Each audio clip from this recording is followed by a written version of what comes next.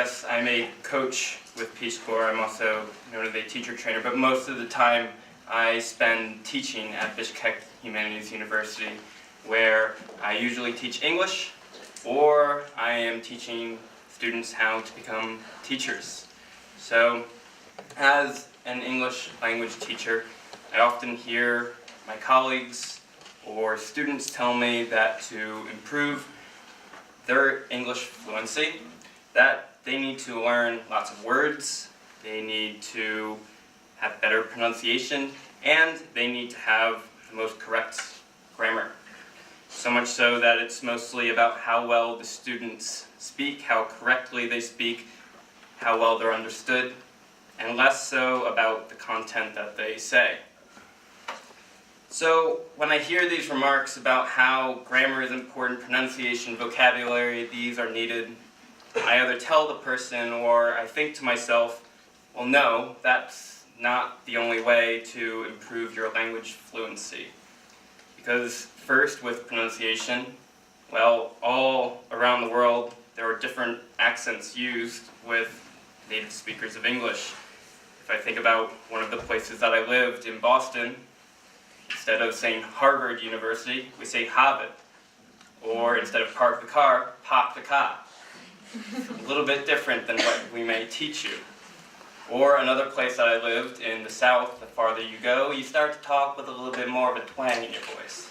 Still a little bit more of a different pronunciation. So the pronunciation that we teach you may not necessarily be the same that you experience in the world. Go to other countries, that pronunciation becomes even more different. Even here, those of you who are learning English have your own English accent, and it's fine, it's perfect as it is. It doesn't need to be exactly the same as how it is in a certain part of the world, because every single speaker of those accents would probably like to claim that they speak the correct way.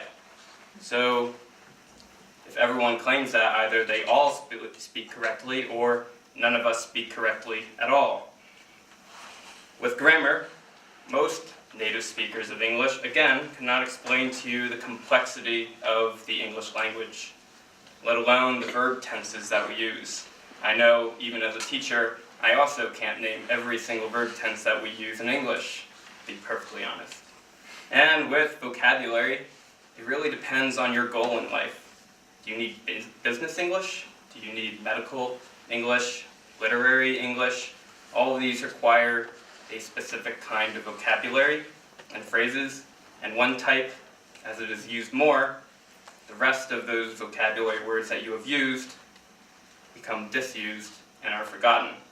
Even myself, I know there are so many words in English that I do not know. I had to help with a spelling bee recently, and I'm looking at these words on the list, and I think, I've never seen that word in my life.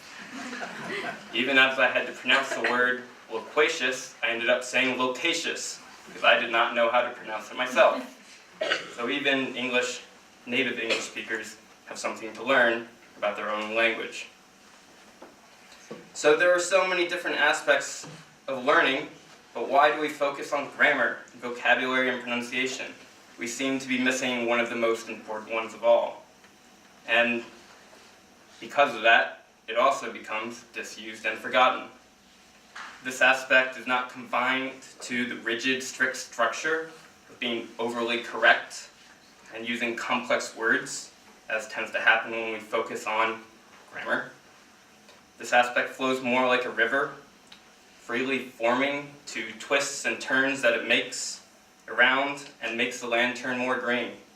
This aspect of language that I'm talking about is creativity. With creativity, we try to produce something different and original. It provides us with something more inspirational. It gives us inspirational figures who challenge and change the structure by daring to be different. William Shakespeare, who I'm sure you've all heard of, was responsible for popularizing many new words in the English language and even helped affect and change the grammatical structure of the English language itself. Dr. Seuss, who was an author of children's books, and many native English speakers remember very fondly from their childhood, use a bunch of nonsense words that don't even exist in the English language. And for that, he was very popular. It helped teach young children how to read and pronounce English in a different way, or in what you might say the correct way. It's interesting you also mentioned Murakami earlier, as I also plan to mention him. When he first started writing, before he became this popular writer, he tried to organize his thoughts, but he found them to be too complex when he wrote them in his native tongue. And so, instead, he decided to switch to English. In English, his abilities were more limited because he had less of an understanding of it than Japanese. So, because of this, he was able to simplify his thoughts and his ideas, and then he would translate it into Japanese. It helped him to form and create something that everyone could understand and made it less complicated. Now, of course, he's a highly recognized author internationally. But I'm not just here to talk about languages. We're here to talk about self-development and self-improvement. Creativity and structure go beyond language. In a way, they're a good example of the way that we live. Creativity is originality and individuality. It's you, everyone in this room. Your mind is filled with all of these new ideas, whether it's a story, a business model, or new technology. But are you using that creativity? Are you using yourself to discover your full potential? Now, I've gone on and described the importance of creativity a little bit, and maybe I even made structure sound a little bit negative, something that holds you back. So let me clarify that structure is also a good thing. There are rules and expectations in structure, and they're there for a reason. With structure, we try to connect and fit in with everyone else. And creativity, if it is individuality, then structure is society. See, your mind has all these beautiful ideas floating around, but what good are they if you can't share them with everybody else? And this is why structure is so important. The structure of society, it exists as a meeting point or a connection between people. It's something we build together. It's something where each person brings their own original ideas to contribute. Together, with creativity, we share, we build, we progress. We don't just improve and develop ourselves, we're also improving and developing our world.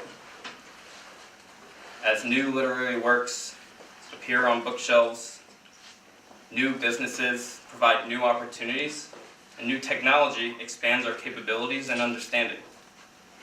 My main point is this: we need to find a balance between creativity and structure. Focusing too much on one won't bring improvement. In language, if you focus too much on creativity and not enough on the structure of grammar, you will not actually improve your language fluency, as you will be very limited with your ability to communicate. But if you focus too much on the grammatical structure, your pronunciation, or using the most appropriate words, you may not create anything thought-provoking or challenging, because you are trying to figure out, do you use a gerund or an infinitive? Or maybe you still don't quite have that th sound quite right. Your mind is still worrying about being correct when you focus on the structure, and so suddenly you forget about the originality. I try to remind my students when I teach that their opinions, their reflections, their ideas are far more important to me than how correct their speech is. Language is more than communicating, it's also about contributing. It's what society expects from us. Bringing it back to individuality and society, if you focus too much on social structure and fitting in with everyone else, afraid of their judgment and how people will view you and your ideas, afraid you might make a mistake, you will only go on living a life where your only purpose is to be accepted by everyone else and living the correct way, like everyone else. But focus too much on individual creativity, and you will ignore the rest of the world. You will become more vain and proud, of your ideas and the assumption that only you can influence your creativity and society has nothing to give you. In doing this, you cut yourself off from the other valuable ideas that others have to provide, and it doesn't develop your perspective. You must be open to those other ideas that everyone surrounding us has. In my free time, I enjoy writing. I like to write poetry and stories. It helps me relax, de-stress, and build that creativity that I keep talking so much about. Like all Peace Corps volunteers here in this country, I've had to learn Kyrgyz, and taking a page from Murakami's book, I also try to write some of my poems and stories in Kyrgyz. Recently, I was talking with a local here, and she was trying to explain to me the Kyrgyz word "can." As it's translated in English, it's soul, but as the person explained to me, soul doesn't quite explain the word "can." In English, the soul is something spiritual and emotional, but as it was explained to me, in Kyrgyz, there's also a physical aspect to "can." As this person explained to me, they tried to help me understand it by using how "canım" is used as a term of endearment for a loved one. But even still, I did not quite understand how that made it a physical aspect, because even in my mind, love is something more emotional. So I was very limited by my own cultural understanding of soul, and so I wasn't quite able to grasp the concept of "can." I still didn't quite see how it reached a physical sense. But later, as I was trying to write yet another poem, I decided to focus on this word "can," trying to figure it out a little bit more, trying to understand it. And I discovered something I might not have noticed if I had not had that conversation earlier. I had written the word "canında," which is a preposition for close to or nearby. It's a description of location, a physical aspect. But that wasn't what I was trying to communicate when I wrote it down. What I was trying to say was "in his soul." And it turned out that the word "canında" can have two different meanings. It could either be next to him, or it can be in his soul. Suddenly this word made more sense to me. It was more clear how subtly that physical aspect can be hidden in a very common word. And I only discovered it because, one, I was communicating, sharing, and trading ideas and thoughts with someone. And two, I took this conversation and I tried to create something with it. So it gave me a greater appreciation and understanding of the language that I may never have experienced if these two things had not occurred. So, balance. We need society, and society needs us. The individual is needed to create and contribute. Society is needed to spread ideas and to inspire. Too much focus on yourself, and you will suffer from pride. Too much focus on fitting in, and your development and improvement will suffer. So what will you create? What will you contribute? What will inspire you, and who will you inspire? Your self-development, your self-improvement is crucial to the progress of the world and future generations. So just as the source of a river emerges from beneath the earth, you should also emerge, flow freely, twist and turn, and help the earth you came from become a little bit more green. And that is all that I have to say.